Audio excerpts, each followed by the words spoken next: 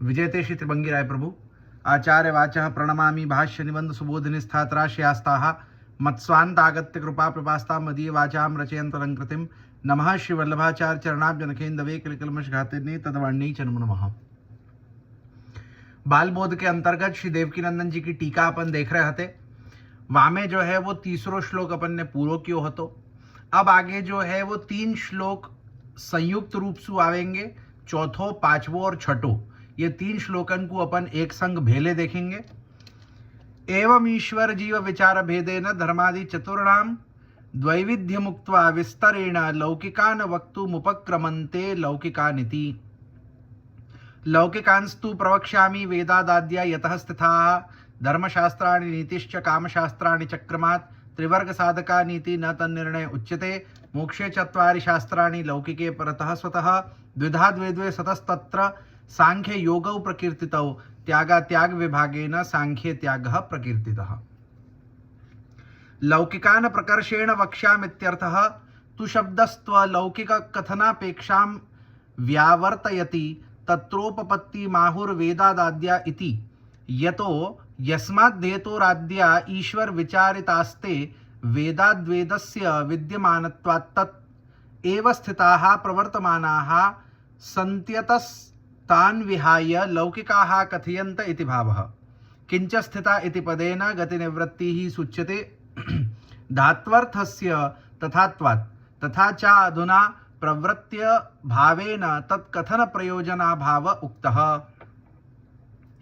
इस प्रकार से जीव द्वारा एवं ईश्वर द्वारा विचारित के भेद से धर्म आदि चारों पुरुषार्थों की द्विविधता कहकर अब विस्तार पूर्वक लौकिक पुरुषार्थों के विषय में कहने का उपक्रम आचार्य चरण लौकिकान इत्यादि शब्दों से कर रहे हैं। सो क्या कहे हैं कि अपन ने यासु पहले के श्लोकन में या बातन को समझियो कि चतुर्विध पुरुषार्थ सबसु प्रथम तो 2 प्रकार के होवे हैं। एक ईश्वर विचारित पुरुषार्थ, दूसरो जीव विचारित पुरुषार्थ। ईश्वर विचारित पुरुषार्थन को अलौकिक पुरुषार्थ कहे हैं, जीव विचारित पुरुषार्थन को लौकिक पुरुषार्थ कहे हैं। जो अलौकिक पुरुषार्थ है वाको वर्णन वेद इत्यादि में कियो गयो है। अब पाछे मतलब ये सब अपन को सब बता चुके, अपन यासु पहले के श्लोकन में देख चुके। अब जो लौकिक पुरुषार्थ है उनकी चर्चा जो है विस्तार पूर्वक आगे यहां अपन करेंगे।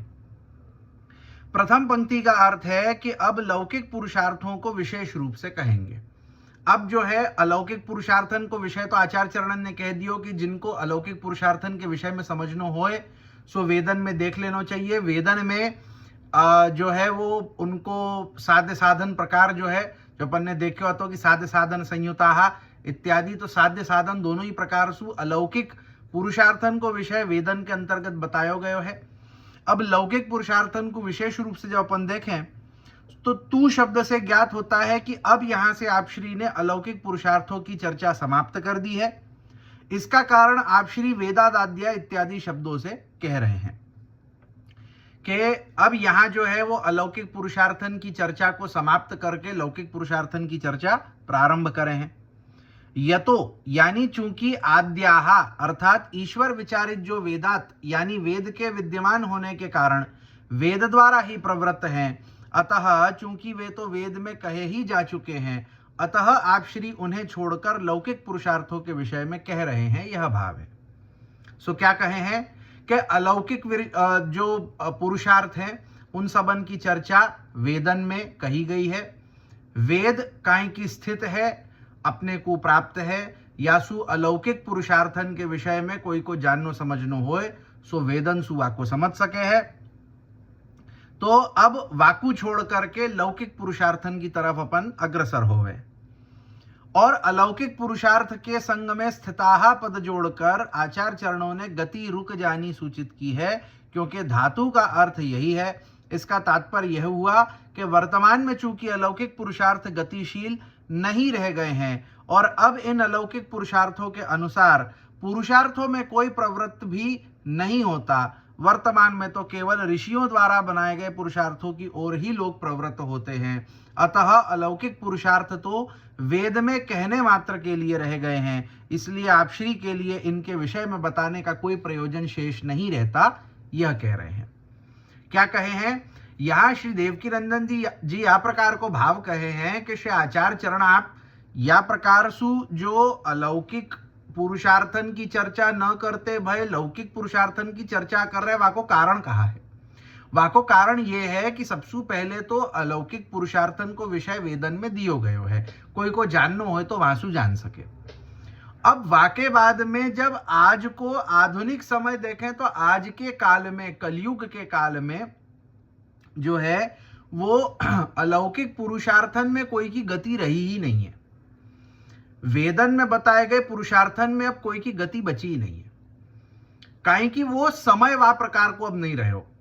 कलयुग में वेदन में बताए गए पुरुषार्थन को मतलब वाको प्राप्त करवे के ताई वा प्रकार को साधन करनो और वाको प्राप्त करनो, वो जो है वो एक प्रकार से अपन देखें तो माने अब नियर टू इम्पॉसिबल अपन वाकू कह सकें कि मतलब अब वासु मतलब वा साधनंसु वा फल की प्राप्ति करनी अब आज के काल में जो है वो तो संभव नहीं है, वो असंभव सी ही प्रतीत हुए है। और वाके अलावा भी अगर अपन देखें तो कलयुग को काल ऐसो है जो अपने को विषय भोगन में बढ़ावे है, विषयाशक्ति को बढ़ावे है। अब विषयाशक्ति को बढ़ावे वाले काल में उन विषयाशक्ति को त्याग करके पाछे अलौकिक जो पुरुषार्थ है उनमें लगनो, येहू एक कठिन बात है, असंभव सी बात हो गए है। तो आज के समय में काई की कलयुग जो है वो विषयाशक्ति को बढ़ावे है, यही सु जीव विचारित पुरुषार्थन में जीवन की अधिक गति हो गए। काहे कि कलयुग के जीव जो केवल विषयाशक्ति से युक्त होवे हैं, इनकी यही प्रकार की बुद्धि होवे कि कछु लौकिक मिल जाए, धन संपत्ति मिल जाए, घर बार है जाए, परिवार है जाए, पुत्र पुत्रादि है जाए, अच्छो नाम है जाए, अच्छो बड़ो कछु जो है वो काम घर इत्यादि गृहस्थी सब जो है वो या प्रकार से है जाए, बस इतनी ही चाहना आज कलयुगी जीवन में होवे है। यही कारण सु आज के जीवन की प्रवृत्ति जो जीव विचारित लौकिक पुरुषार्थ होवे है वा में अधिक होवे है। आज के जीव व लौकिक पुरुषार्थन के प्रति अधिक गतिमान होवे हैं, अधिक प्रवृत्त होवे हैं। तो यासु जो अलौकिक पुरुषार्थन को वर्णन वेद में बतायो गयो है सो आज केवल कहवे मात्र के लिए रह गयो है कि वेदन में कछु तो वर्णित है या प्रकार को वा साधनन को करवे वारे और पाछे वा साधनन सु फल की प्राप्ति करवे वारे अब जो है वो असंभव से है। अब माने कोई ऐसे दिया लेकर के अपन खोजे ना, दीपक लेकर के अगर अपन खोजवे निकले ना तो कोई ऐसो एकाध ही मतलब कहीं ऐसो मिल जाएगो जो या प्रकार सु अलौकिक पुरुषार्थन में प्रवृत्त होएगो, अन्यथा तो सब कोई आज के समय में जो है लौकिक पुरुषार्थन में ही प्रवृत्त रहे हैं। यही सु अलौकिक पुरुषार्थन के विषय में अधिक बताए को प्रयोजन आप श्री को नहीं है, लौकिक पुरुषार्थन के विषय में ही बताए को प्रयोजन अधिक है। काहे कि आज के जीव लौकिक पुरुषार्थन में ही प्रवृत्त होवे यासु उनको वहां सु निकाल करके और पाछे अलौकिक सेवा भक्ति मार्ग में स्थापित करनो, सो ये कार्य आप श्री जो है वो चाहे हैं, आप श्री की इच्छा या प्रकार की है। यासु लौकिक पुरुषार्थन के विषय में सबसे पहले अपने को आचार्य चरण समझावे हैं। अतो लौकिका नामेव वक्तव्यत्वा तन्मध्ये त्रिवर्ग निर्णयस्या अनावश्यकत्व माहुर धर्मशास्त्राणीति। धर्मशास्त्राणि मन्वादीनि नीति ही नीति प्रतिपादकम अर्थशास्त्रम कामशास्त्राणि वात्स्यायनादीनि क्रमात् प्रत्येकम त्रिवर्गस्य धर्मादित्रितयस्य साधकानि सन्ति चकारद्वयेन तत्तन्निर्णय ग्रंथा अपि संग्रह्यन्ते इति हेतोस्तन्निर्णयोऽत्र नोच्यते प्रयोजना भावादिति भावः। अतः लौकिक पुरुषार्थों के विषय में ही कहना शेष रह जाता है। सो लौकिक पुरुषार्थन के विषय में ही कहनो शेष रह जावे है, काहे कि अलौकिक पुरुषार्थन में कोई की प्रवृत्ति आज के काल में होवे नहीं है। लौकिक पुरुषार्थन में ही जो है वो सबन की प्रवृत्ति रहे है। यासु लौकिक पुरुषार्थन के विषय में कहनो ये यहाँ पे जो है वो आवश्यक हुए है। और इनमें भी त्रिवर्ग के विषय में कहने को अनावश्यक बताने के लिए एवं आचार चरणों को इस ग्रंथ में केवल लौकिक मोक्ष का स्वरूप बताना अभिप्रेत है, यह कहने के लिए आप श्री धर्मशास्त्राणी इत्यादि शब्दों से कह रहे हैं। अब लौकिक पुरुषार्थन में हूं अपन देखे हैं कि 4 हो गए हैं, धर्म अर्थ काम मोक्ष। वहां में जो सबसे पहले 3 है, धर्म पुरुषार्थ, अर्थ पुरुषार्थ, काम पुरुषार्थ। इन 3 पुरुषार्थन के विषय में आचार्य चरण यहां अपने को बहुत अधिक कछु कहना नहीं चाहे। आचार्य चरण जा विषय को यहां पर चर्चा करनी चाहे हैं, जा विषय के बारे में से आचार्य चरण यहां चर्चा करना चाहे हैं, सो विषय है लौकिक मोक्ष, लौकिक मोक्ष पुरुषार्थ। वाके ऊपर अपन जो है यहां या ग्रंथ के अंतर्गत चर्चा करें हैं। इनमें धर्मशास्त्र का अर्थ है मनु याज्ञवल्क्य आदि के द्वारा कहे गए शास्त्र, नीति का अर्थ है नीति का प्रतिपादन करने वाले अर्थशास्त्र, और काम शास्त्राणी का अर्थ है वात्स्यायन आदि द्वारा रचित शास्त्र। तो क्या कहे हैं कि धर्म पुरुषार्थ को विषय धर्मशास्त्र देख सके हैं। धर्मशास्त्र माने कि जैसे मनुस्मृति, याज्ञवल्क्य स्मृति इत्यादि जो धर्मशास्त्र अपने को प्राप्त हुए हैं, उनमें अपने को लौकिक धर्म पुरुषार्थ के विषय में देखने मिल जाएगा। वाके बाद में जो अर्थ है, अर्थ पुरुषार्थ है, वाके ताई नीति शास्त्र। नीति शास्त्र माने जाको अर्थशास्त्र भी कहें, कि जैसे कौटिल्य इत्यादि के जो अर्थशास्त्र है, और या प्रकार से जो अर्थशास्त्री है, इनके अर्थशास्त्रन को देख करके लौकिक अर्थ पुरुषार्थ को अपन समझ पावे हैं। और वाके बाद काम पुरुषार्थ जो है, वाके ताई जो काम शास्त्र है, वात्स्यायन इत्यादि अन्य ऋषियन के, कुल मिला के मेरे ख्याल से जितनों मुझको खबर है 8 प्रकार के काम शास्त्र प्राप्त हो गए, 8 ऋषियन द्वारा प्रदत्त काम शास्त्र प्राप्त हो गए हैं, जामे वात्स्यायन काम शास्त्र जो है वो सबसे अधिक प्रचलित है। वाके इतर भी अन्य ऋषियन के द्वारा काम शास्त्र आदि प्रकट किए भय हैं। तो लौकिक धर्म पुरुषार्थ को विषय धर्मशास्त्रन में माने जा प्रकार सु अपन मनुस्मृति, याज्ञवल्क्य स्मृति आज के समय में देखें तो इन सबन को कंपाइलेशन करके धर्म सिंधु, निर्णय सिंधु इत्यादि जो ग्रंथ बनाए गए हैं, वहां में लौकिक धर्मन को विषय है। वाके बाद में लौकिक अर्थ को विषय जो है सो अर्थशास्त्रन के अंतर्गत अपने को देखने में आवे है, और वाके बाद में लौकिक काम को विषय जो है वो काम शास्त्रन के अंतर्गत अपने को देखने में आवे है।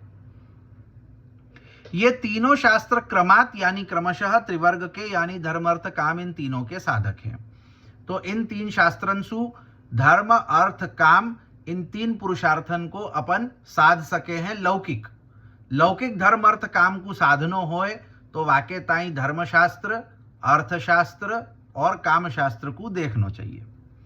आप श्री ने 2 बार च शब्द कहा है, जिससे ज्ञात होता है कि इन शास्त्रों के संग संग इन तीनों का निर्णय करने वाले ग्रंथों के लिए भी आप श्री कह रहे हैं। यहां क्या कहे हैं कि केवल माने कि जब यहां धर्मशास्त्र, अर्थशास्त्र, काम शास्त्र कहो तो वासु समझना चाहिए कि वाके संग संग वाके निर्णय करवे वाले भी जो अन्य ग्रंथ है सबन को आमे गिन लेना चाहिए। जैसे मैंने कहो ना कि अब धर्म को विषय जो है वो मनुस्मृति, याज्ञवल्क्य स्मृति, यम स्मृति, विष्णु स्मृति इत्यादि जो अनेकानेक स्मृतियां हैं, मुख्य रूप से 18 स्मृतियां हुए हैं। वाके बाद उपस्मृति इत्यादि भी हुए हैं, जैसे देवल स्मृति है, याज्ञवल्क्य स्मृति है। तो इन सबन या ये सब स्मृतियन को तो यहाँ धर्मशास्त्र के अंतर्गत तो वर्णन किया ही है, परंतु वासु रिलेटेड भी अगर और कोई ग्रंथ होए, माने जैसे मैंने जो अभी नाम कहो कि धर्म सिंधु, निर्णय सिंधु। अब धर्म सिंधु, निर्णय सिंधु या प्रकार के जो ग्रंथ हैं, अथवा अपन देख सके तो प्रायश्चेंदु शेखर, तो ये सब जो ग्रंथ हैं, ये ग्रंथ मूल रूप से ऋषियन द्वारा प्रदत्त नहीं है, परंतु ऋषियन द्वारा प्रदत्त ग्रंथन को एक प्रकार से कंपाइलेशन है। कि जैसे अपन जब धर्म सिंधु को खोलें तो वहां में कोई एक धर्म कार्य के विषय में, कि जैसे मुझको समझना है कि अगर कोई जो है वो ब्राह्मण वर्ण को होए और वाको जो है वो कोई प्रकार, अब ब्राह्मण वर्ण के अंतर्गत हो समझो कोई ब्रह्मचारी होए, और वह ब्रह्मचारी को क्या प्रकार के धर्म को पालन करते भाई जीवन जीनो चाहिए वर्णाश्रम धर्म के अंतर्गत, तो क्या हुए कि पाछे मनुस्मृति में खोजनो, फिर याज्ञवल्क्य स्मृति में खोजनो, यम स्मृति में खोजनो, देवल स्मृति में खोजनो, पाछे कोई अन्य स्मृतियन में खोजनो। तो वाके इतर जो मतलब ये सब अनेकानेक ग्रंथन को खोजनो और तहा देखनो, वाके स्थान पे कछुक विद्वानन ने क्या कियो कि इन सब ग्रंथन में जो जो मतलब वा विषय सुयुक्त इन ग्रंथन में जो जो विषय दियो गए वो सब को जो है वो एक साथ एक जगह पे संग्रहित कर दियो।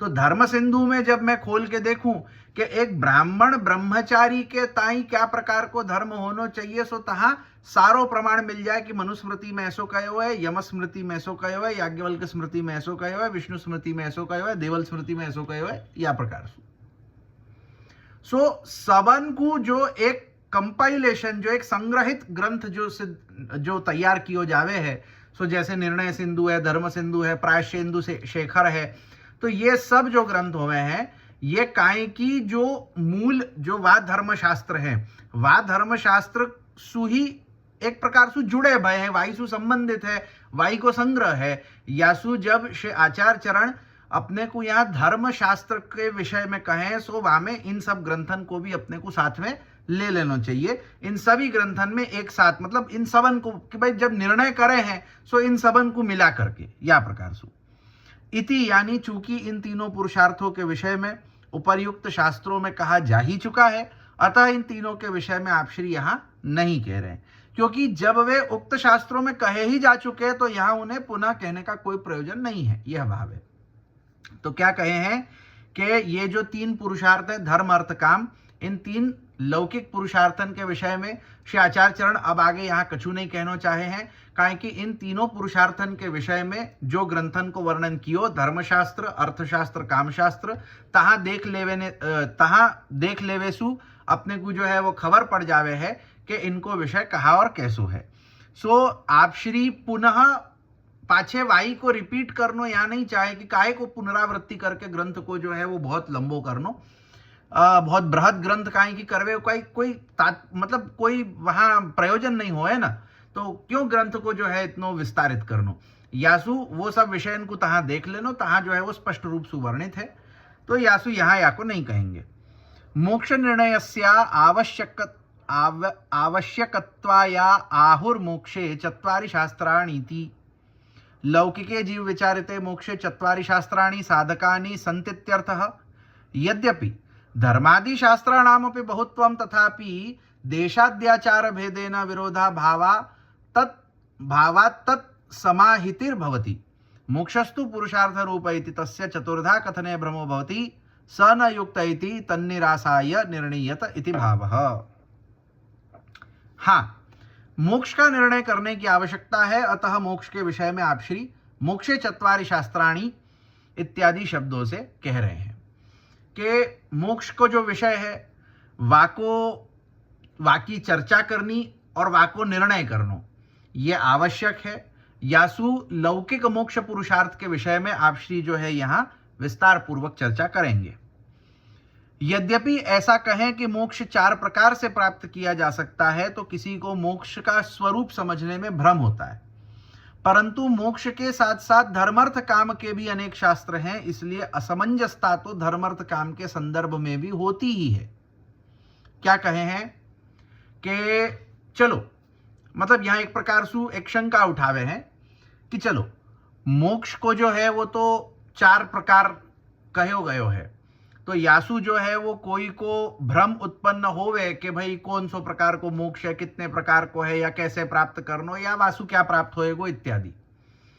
तो ये तो बात समझ में आवे कि भाई मोक्ष के विविध प्रकारन को वर्णन कियो गयो है और वहां में भ्रम उत्पन्न हो सके है। यासु मोक्ष रूपी जो पुरुषार्थ है वाकी चर्चा और वाको निर्णय करना जो है आवश्यक है, ये समझ सके।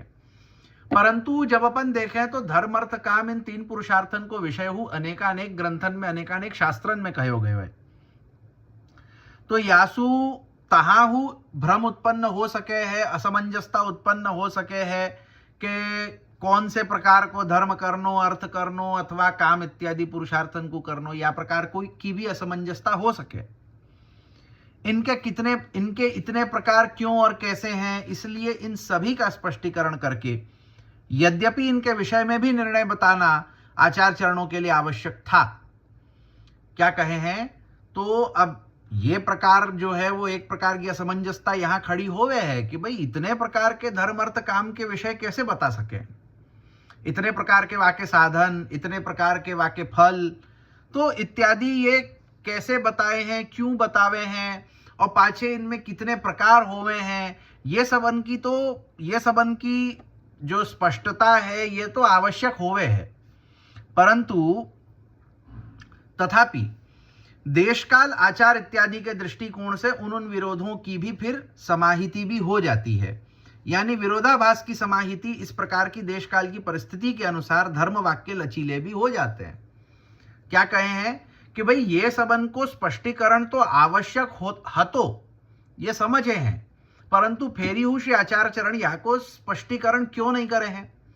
कहीं कि धर्म अर्थ काम ये तीन पुरुषार्थ या प्रकार के हुए हैं कि जिनमें देश काल आचार इत्यादि के प्रकार सु जो है वो भेद हो जावे, बहुत प्रकार के भेद हो जावे।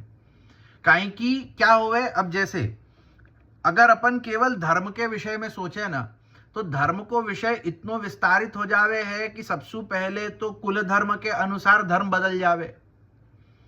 कि जैसे सबसे पहले अपन देखें कि 4 वर्ण होवे, ब्राह्मण क्षत्रिय वैश्य शूद्र, फिर वाके यही 4 वर्ण के अंतर्गत पाछे 4 आश्रम होवे हैं कि ब्रह्मचर्य, गृहस्थ, वानप्रस्थ और सन्यास। तो 4 और 4 इन चारों के कॉम्बिनेशन को मिला करके जो है वो बहुत सारे अपने को प्रकार मिल सके धर्म के। अब ये तो बहुत ऊपरी बात भई। अब यहां में पाछे और आवे कि अगर कोई कहे कि चलो वर्ण के अंतर्गत ब्राह्मण, आश्रम के अंतर्गत गृहस्थ, अब केवल ये 2 कह देवे मात्र सु ही धर्म को निश्चय नहीं होएगो। काहे कि पाछे फा में वो फिर आ जाएगो कि अब ब्राह्मण है तो कौन सो है, वाको वेद कहा, वाकी शाखा कहा, वो ऋग्वेदी ब्राह्मण है कि शुक्ल यजुर्वेदी है कि कृष्ण यजुर्वेदी है कि सामवेदी है कि अथर्ववेदी है। अब पाछे वा में शाखा कौन सी, माध्यन्दिनी शाखा वालो है कि तैत्तरीय शाखा वालो है कि कौशितकी शाखा वालो है, तो कौन सी शाखा वालो है इत्यादि सब पाछे और वा में जो है वो धर्म को विस्तार हो जावे। अब वाके बाद देशकाल परिस्थिति से भी धर्म में जो है वो विस्तार हो जावे। कि अब जैसे अपन देख सके हैं कि जब धर्म को विषय देखें तो अगर एक बहुत ही सामान्य रूप से मैं कहूं तो अब ब्राह्मणन में अब देश के अनुसार ब्राह्मण भेद हो जावे है। गौड़ देश के गौड़ ब्राह्मण होवे, मिथिला देश के मैथिल ब्राह्मण होवे हैं, कन्नौज के कान्यकुब्ज ब्राह्मण होवे हैं, पाछे सरयू पार के सरयू पारिण होवे हैं, वामे फिर कोंकणस्थ होवे, मराठी में फिर देशस्थ होवे, देशस्थ कोंकणस्थ, वाके बाद द्रविड़ होवे, फिर पाछे द्रविड़ में हूँ अनेकानेक विविध प्रकार होवे, पंच द्राविड़ होवे। तो अब ये सब जो है वो क्षेत्र के अनुसार, देश के अनुसार पाछे ब्राह्मणन में जो है वो धर्म इत्यादि थोड़ो बहुत भेद आ जावे। कि अब जैसे शुक्ल यजुर्वेदी ब्राह्मण जो है, अगर वो मैं कहूं कि सांचोरा है, अगर कोई शुक्ल यजुर्वेदी ब्राह्मण सांचोरा है और कोई शुक्ल यजुर्वेदी ब्राह्मण जो है वो सारस्वत है अथवा जो है वो कान्यकुब्ज है, तो अब कान्यकुब्ज जो शुक्ल यजुर्वेदी ब्राह्मण होएगो और जो साचोरा शुक्ल यजुर्वेदी ब्राह्मण होएगो, या में देश काल अनुसार जो है वो पाछे फिर धर्म में थोड़ो थोड़ो प्रभेद आ जाएगा। जैसे अपन देख सके बहुत एक साधारण मैं एक उदाहरण दूं तो सर्वत्र ब्राह्मणन के ताई, सर्वत्र कि जितने ब्राह्मण भारत भूमि में होवे है उन सवन के ताई जो है वो मांस को निषेध होवे है कि कोई हु ब्राह्मण मांस को सेवन नहीं कर सके। परंतु देश के अनुसार जो है वो पाछे धर्म बदल जा रहे हुए कि गौड़ ब्राह्मण गौड़ देश के, जाको आज के समय में बंगाल क्षेत्र कहें तो गौड़ देश के ब्राह्मण, और दूसरे कोंकण के ब्राह्मण, कोंकणस्थ, ये दो ब्राह्मण, इन दो ब्राह्मणन के ताई जो है वो मांस को सेवन बतायो गयो है। इनको दोष नहीं है, ये कर सके हैं, परंतु वही अगर कोई दूसरो ब्राह्मण होएगो कि सारस्वत अथवा सरयू पारायण, कान्यकुब्ज, औदिच्य, सांचोरा, गिरनारा इत्यादि कोई भी द्राविड़ इत्यादि कोई भी अन्य ब्राह्मण होएगो, अगर वो मांस को सेवन करेगो तो वाको जो है वो अपराध है, वाके लिए वो दोष है। परंतु जो है वो गौड़ ब्राह्मण और कोंकणस्थ के लिए वो दोष रूप में नहीं आवे।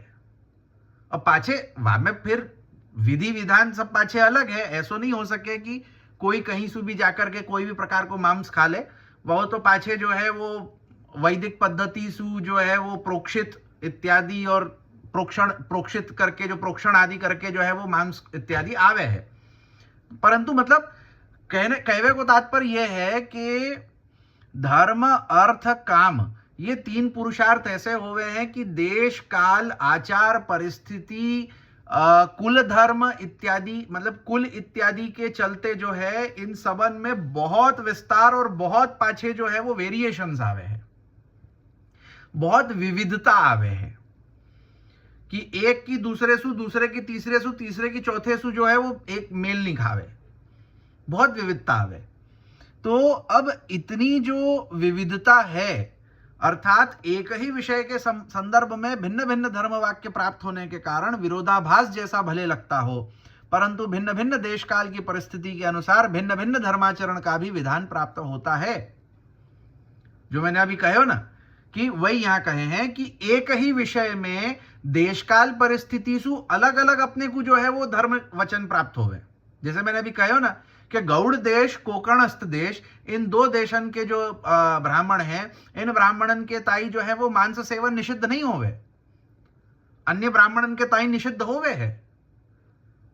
तो एक ही विषय में पाछे क्षेत्र के अनुसार जो है वो धर्म वाक्य जो है वो बदल जावे है।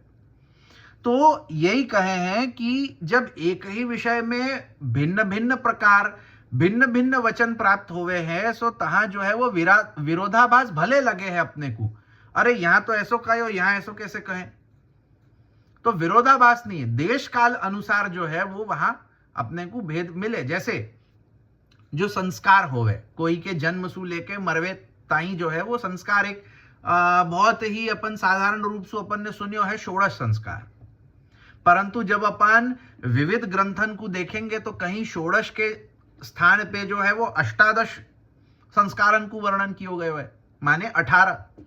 तो 16 संस्कार तो बहुत ही एक साधारण रूप से अपन ने सुनियो है, परंतु जब कोई अपनी कुल परंपरा को जब ठीक सु वा ग्रंथ सु अपन वाकू अगर देखे धर्मशास्त्र सु तो खबर पड़ेगी कि कोई के मतलब कई एक कुल धर्मन में जो है वो 16 के स्थान पे 18 जो है वो संस्कारन को वर्णन आवे है, 22 संस्कारन को वर्णन आवे है, 24 संस्कारन को वर्णन आवे है।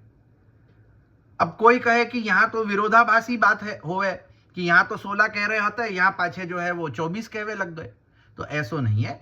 हर कोई के देश क्षेत्र काल कुल इत्यादि सु जो है वो विविध प्रकार के धर्म वचन होवे हैं उनके अनुसार।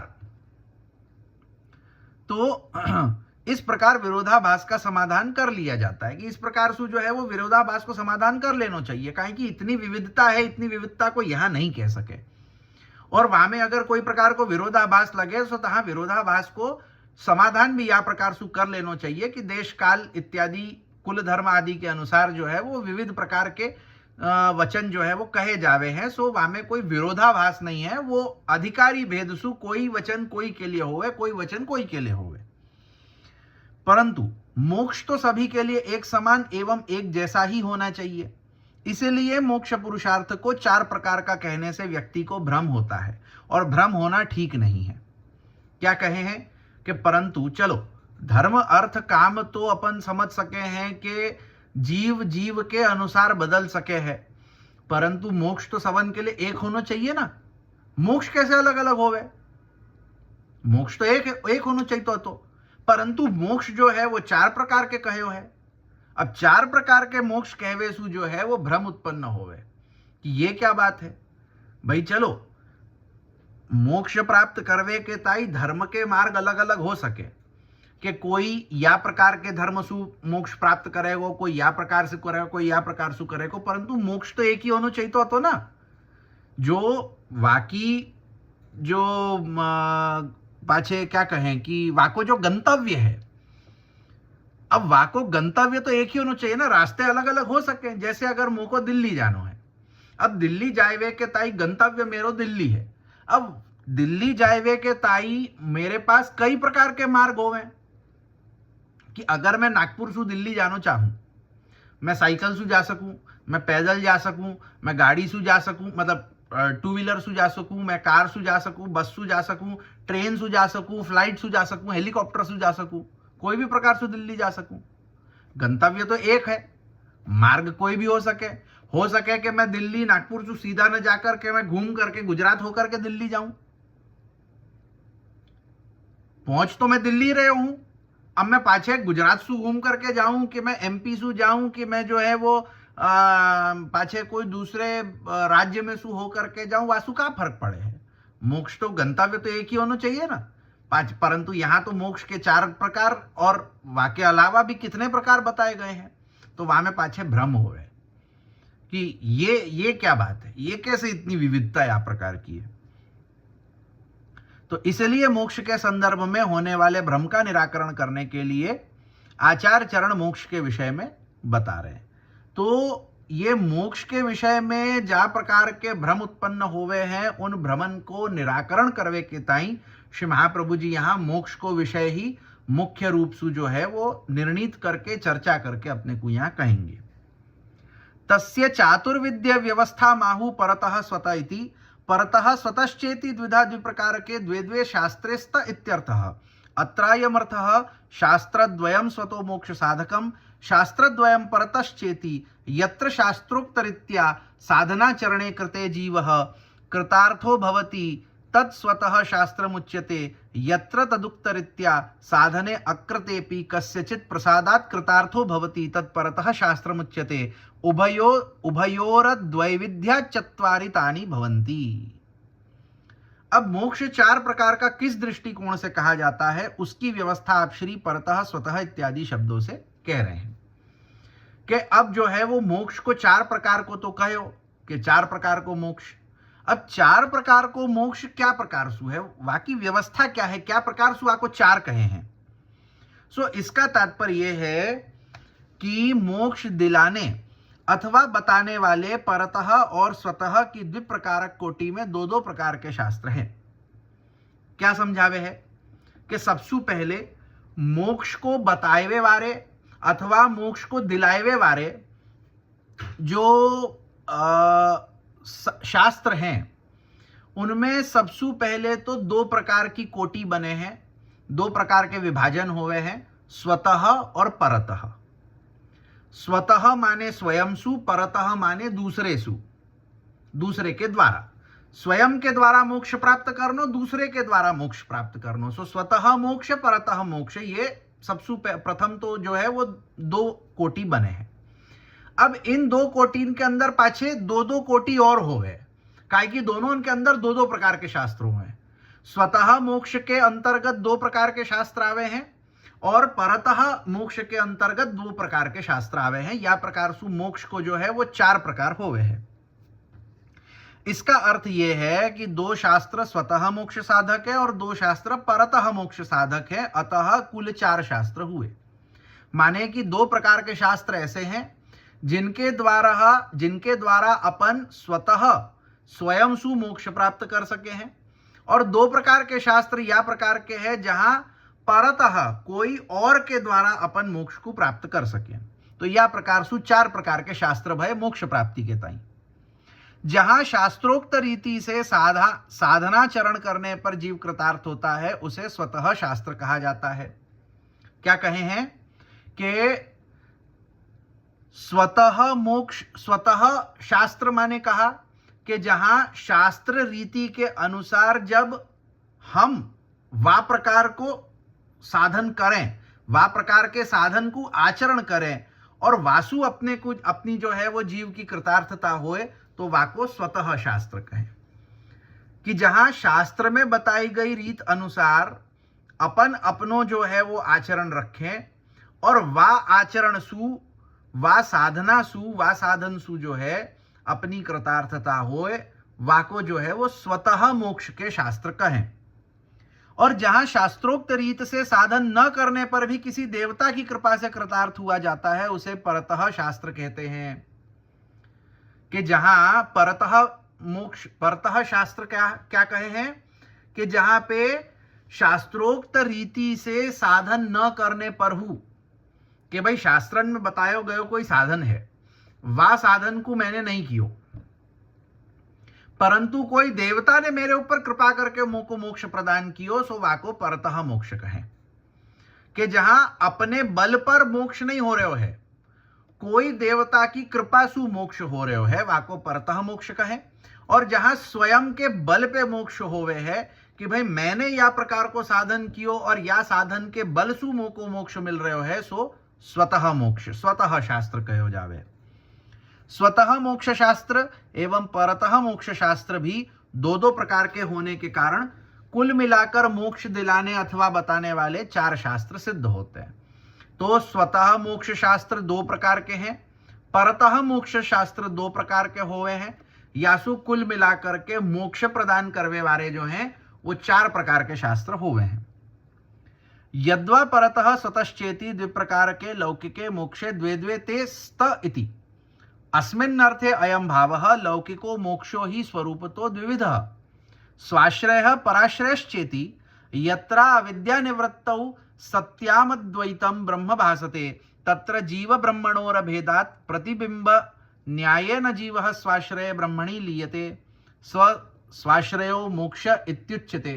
अत्र पुनर्विद्यानिवृत्तौ शुद्धो जीवः परस्मिन् ब्रह्मणि लीयते तत्र विद्यानिवृत्तावपि भेद स्वीकारात् पराश्रय इत्युच्यते।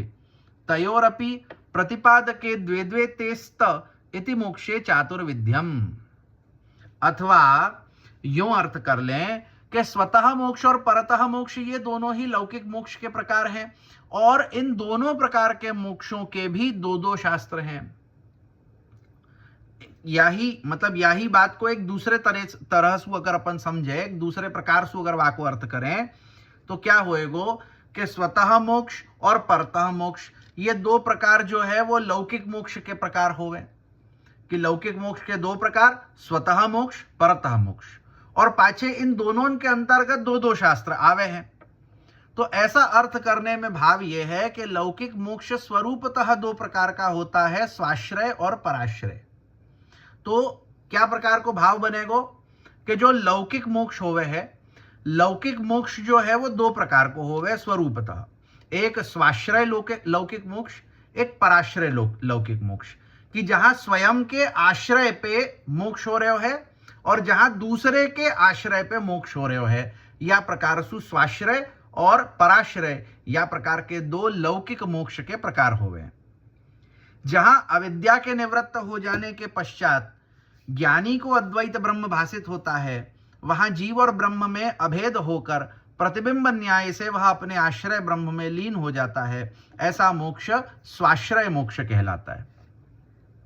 क्या कहे हैं कि सबसे पहले स्वाश्रय मोक्ष को समझे कि स्वयं के आश्रय सु मोक्ष कैसे होएगो। कि जहां पर अविद्या की निवृत्ति हो जावे है और अविद्या की निवृत्ति होवे के बाद जो है वो ज्ञानी, कहीं कि अब वाको ज्ञान हो गयो, अविद्या की निवृत्ति है गई माने विद्या की प्राप्ति है गई, विद्या की प्राप्ति हो जानी माने ज्ञान प्राप्त हो जानो, माने अब वो हो गयो ज्ञानी। अब जब वो ज्ञानी हो जाएगो, बाकी अविद्या नाश होएगो, अविद्या नाश सु वो ज्ञानी होएगो और ज्ञानी होए सु वाको अद्वैत ब्रह्म को भास होएगो। कि वो ये देखेगो, वाको ये समझ आएगो कि अद्वैत ब्रह्म है, माने कि वह ब्रह्म के इतर तो और कछु है ही नहीं, और तहां जो है वो जीव और ब्रह्म में अभेद हो जाएगो। पाछे जो है वो जीव को ब्रह्म और मैं या प्रकार सु दो नहीं दिखेगो, या प्रकार सु द्वैत नहीं होएगो, तहा अद्वैत हो जाएगो कि ब्रह्म और मैं एक ही हैं। या प्रकार सु वहां में अभेद, तो वहां में प्रतिबिंब न्याय से वह अपने आश्रय ब्रह्म में लीन हो जावे, कि वहां प्रतिबिंब न्याय हो जाएगो कि जब मैं आरसी के सामने खड़े हूं सो तहां मेरो प्रतिबिंब है, दो दिख रहे हैं परंतु दो है का, वास्तविकता में तो एक ही है मैं। वा में तो वा जो आरसी है वह आरसी में आतो भयो प्रतिबिंब की ताई जो है वाके कारण सु जो है वो अपने को तहां दो दिखे हैं, दो नहीं होवे एक ही होवे। तो वाही प्रकार सु ब्रह्म और जीव में जब स्वाश्रय मोक्ष क्या हुए कि जब अविद्या को नाश होवे और ज्ञान होवे, तो क्या हुए है कि पहले तो जीव अपने आप को और ब्रह्म को अलग देख रहे हो, वाको लग रहा हो कि ब्रह्म कोई दूसरो है और मैं कोई दूसरो हूं। या प्रकार सु काई की अब वो कैसो है कि वो जो अविद्या है वो अविद्या जो है वो आरसी के जैसो है, कि जैसे आरसी में प्रतिबिंब दिख रहे हो है यासु दो दिख रहे हो है, वाही प्रकार सु वह अविद्या रूपी आरसी के कारण सु जो है वो दो दिख रहे हैं। देखियो जाए तो केवल एक ब्रह्म ही होवे है और वह अविद्या की वजह से अपने को दो दिख रहे हैं।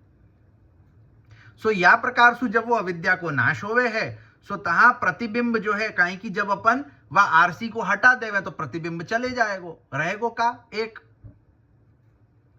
सो वही प्रकार सु जो है तहां जब वो अभेद तहां जो वो भेद मिट जावे है, वो अविद्या की वजह से जो भेद दिख रहा हतो वो भेद जब मिट जावे है सो तहां ज्ञान होवे पे जीव और ब्रह्म को अभेद हो जावे है, जीव और ब्रह्म में एकत्व आ जावे है और वाही सु वो जीव जो है वो ब्रह्म में लीन हो जावे है, वाको मोक्ष हो जावे है, या को स्वाश्रय मोक्ष कहें, स्वतः मोक्ष को प्राप्त करना।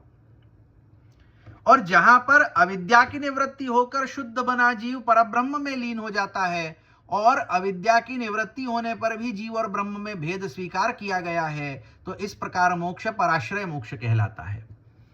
पराश्रय मोक्ष माने कहा कि जहां जो अविद्या है वाकी निवृत्ति होवे है, वाकी निवृत्ति सु जीव शुद्ध बने हैं, परंतु यहां जीव की शुद्धि होवे पर हु जीव और ब्रह्म में भेद रहे है, जीव जो है वो ब्रह्म में लीन नहीं है जाए, तहां ब्रह्म तो होवे ही है, ब्रह्म के अंश रूप सु जीव स्थित रहे हैं, और जीव जो है वहां में काई की मतलब पराश्रय में अपन ने देखियो कि कोई देवता की कृपा सु मोक्ष मिल रहे हो, तो देवता की कृपा से जब मोक्ष मिल रहा है तो देवता को भक्त जो है वो देवता में देवता को अपने समान थोड़ी ना मानेगो, वो या प्रकार को भेद तो देखेगो ही ना कि मैं जीव हूं और वो देवता हैं, वो मेरे इष्ट हैं जो मोको कछु दे रहे हैं। सो तहां ब्रह्म और जीव में अभेद होवे है, क्षमा करनो, भेद होवे है कि तहां अविद्या की निवृत्ति हो गई, जैसे स्वाश्रय मोक्ष के अंतर्गत अविद्या की निवृत्ति होवे है, पाछे जीव और ब्रह्म में एकत्व होवे है, अभेद होवे है। यहां हु अविद्या की निवृत्ति होवे है परंतु जीव और ब्रह्म में अभेद नहीं होवे है, भेद रहे हैं। वह प्रकार सु जब मोक्ष होवे जीव जो है वो परब्रह्म में लीन होवे, कि भाई जीव ब्रह्म में लीन तो हो रहे है लेकिन अपने में जीव को एक ब्रह्म को एकत्व न देखते भय वहां में जो है वो भेद देखते भय,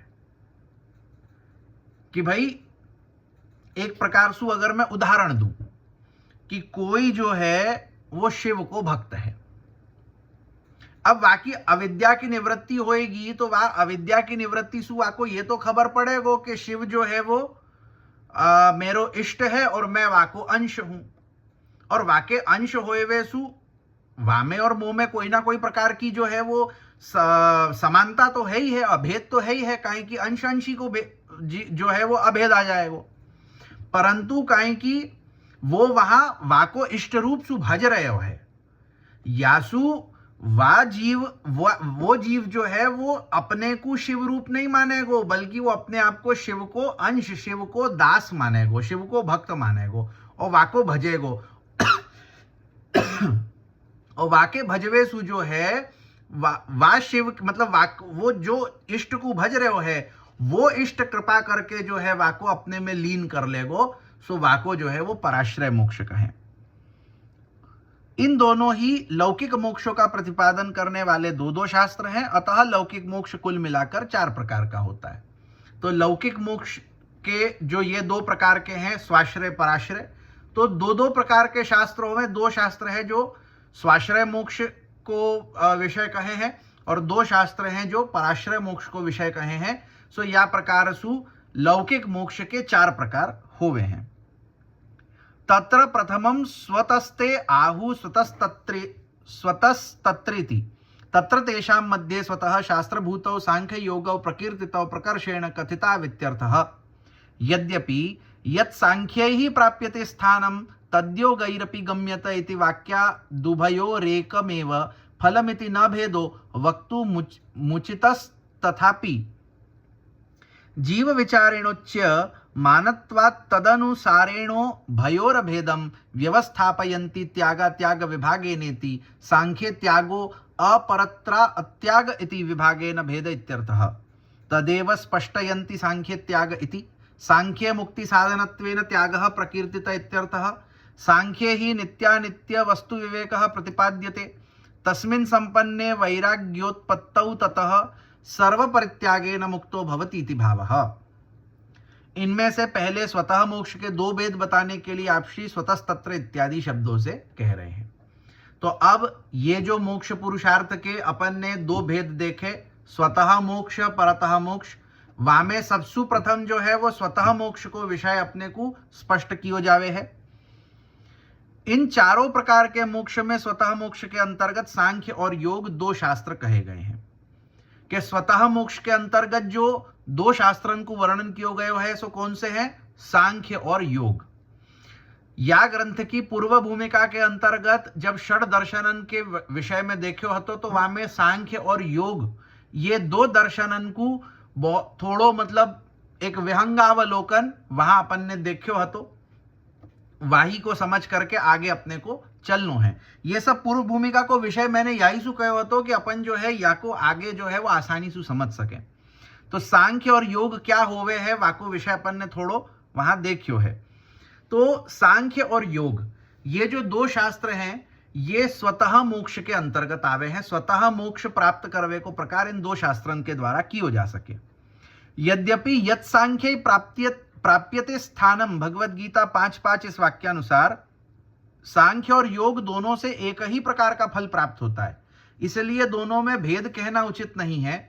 तथापि ये दोनों जीवों द्वारा ऋषियों द्वारा कहे गए हैं, अतः इसके अनुसार दोनों का भेद आप श्री त्याग विभागेन इत्यादि शब्दों से व्यवस्थापित कर रहे हैं।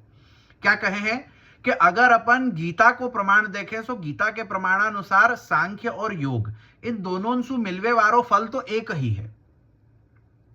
तो यासु या को 2 न कह करके एक ही कहना चाहिए तो काहे कि फल तो एक ही दे रहे हो है ना, परंतु काहे कि 2 प्रकार के ग्रंथन को 2 प्रकार के शास्त्रन को वर्णन जो है वो ऋषियन ने कियो है। यासु इनके 2 प्रकार के भेद अपन देख करके चले, माने इनको 2 अलग अलग ही अपन गिन करके चले।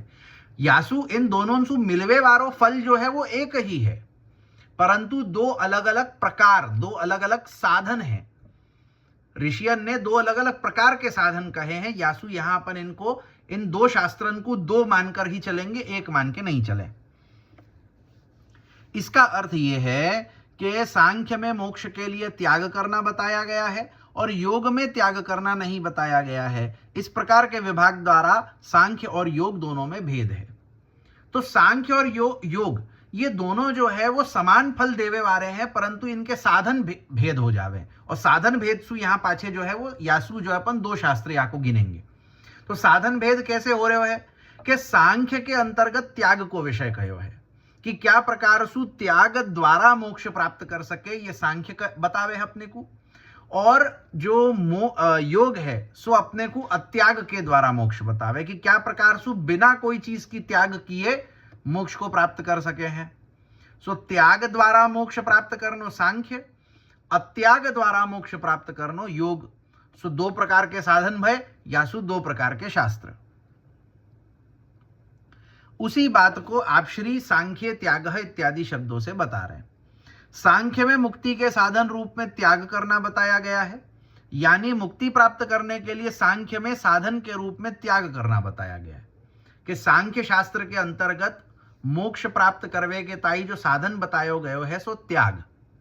अब वो पाछे जो है वो सांख्य को विषय बहुत विस्तार पूर्वक देखनो होए तो भागवत के अंतर्गत तृतीय स्कंद में जो कपिल देव जी ने जो सांख्य को वर्णन कियो है, काहे कि सांख्य शास्त्र के जो प्रणेता ऋषि हैं सो कपिल मुनि हैं। सो कपिल मुनि ने जो तहा वर्णित कियो है सो तहा अपन देख सके कि सांख्य में क्या प्रकार सु जो है वो त्याग होवे है, और वह त्याग के द्वारा धीमे धीमे एक एक जो है वो त्याग के द्वारा क्या प्रकार सु अविद्या को नाश होवे, वा विद्या के नाश सु अपने स्वरूप को ज्ञान होवे, और वासु पाछे जो है वो फल प्राप्ति होवे, मोक्ष प्राप्ति होवे। सो त्याग जो है वो सांख्य के अंतर्गत साधन रूप होवे। सांख्य में नित्य अनित्य वस्तुओं का विवेक रखना बताया गया है, और जब ज्ञानी को नित्य अनित्य वस्तुओं का विवेक हो जाता है तो उसमें वैराग्य उत्पन्न होता है, और उसके बाद वह सर्व त्याग करके मुक्त हो जाता है। यह सांख्य में त्याग करने का भाव है। कि सांख्य में त्याग क्या प्रकार सु है कि सबसे पहले सांख्य आपको समझावे है कि नित्य अनित्य क्या होवे, कौन सी वस्तु नित्य होवे, कौन सी वस्तु अनित्य होवे। वहां में जैसे तत्वन को निर्णय इत्यादि कियो जावे, भागवत में अपन देख सके बहुत विस्तार पूर्वक 3 अध्याय मेरे ख्याल से कहे गए हैं, जितनों मुझको ध्यान है 25, 26, 27 है, अथवा तो 26, 27, 28 है तृतीय स्कंद के अंतर्गत। तो ये 3 अध्याय के अंतर्गत सांख्य शास्त्र को, सांख्य को जो विषय है वो बहुत स्पष्ट रूप से कपिल देव जी ने अपनी माता देवहूति को जो है वो कहो है कि वहां ये प्रकार सु नित्य नित्य वस्तुअन को विवेक जो है वो जागृत कियो जावे है कि तहां सबसे पहले तो विविध जो तत्व होवे हैं उन तत्वन को वर्णन कियो जावे कि कितने तत्व है, कौन से तत्व है, वामे सु नित्य क्या होवे, अनित्य क्या होवे। नित्य अनित्य को जब विवेक होएगो तो अपने आप जो है वो वैराग्य होएगो, काहे कि अपने को समझ आएगो कि अपन जामे फंसे भय हैं सो तो अनित्य है, सो तो नित्य है ही नहीं। तब जाकर के वैराग्य होएगो, वैराग्य होएगो तो त्याग होएगो, और त्याग होएवे पे पाछे जो है वो मुक्ति होएगी, मोक्ष प्राप्ति होएगी। या प्रकार सु सांख्य जो है वो त्याग रूपी साधन के द्वारा अपने को मोक्ष प्राप्त करवावे है। तो यह प्रकार सु अपने को यहाँ एक सांख्य को विषय बहुत शॉर्ट में जो है यहाँ प्रारंभ कियो है, आगे और वापस चर्चा होगी। तो यहाँ जो है वो चौथो, पांचवो, छठो ये 3 श्लोक जो है वो संयुक्त रूप से पूरे हुए हैं। अब या के आगे जो है वो 7वें श्लोक सु अपन आगे या को जो है वो लेके चलेंगे। सो यहाँ या को रखें। शिवल्लभाधीश की जय।